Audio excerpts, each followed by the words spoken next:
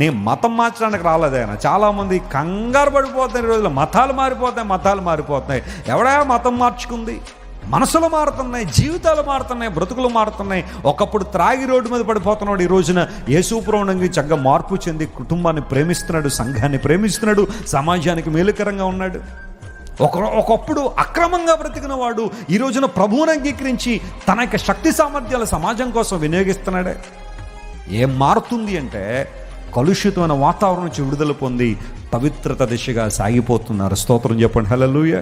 ఆచారాలు మారుస్తారు, సాంప్రదాయాలు మారుస్తారు, మా దేశాన్ని పాడు చేస్తున్నారు, మీరు మతం మారుస్తున్నారు అన్నాడు ఆయన. వినండి జాగ్రత్తగా. నేనేమన్నానంటే లేదు మేము మతాన్ని మార్చము, ఆచారాలు సాంప్రదాయాలు మార్చము, మాకు బైబిల్ అలాంటి విషయం మీద ఆజ్ఞ ఇవ్వలేదు. ఆచారాలు మార్చమని, మతం మార్చమని, సాంప్రదాయం మార్చమని బైబిల్ చెప్పనే లేదు.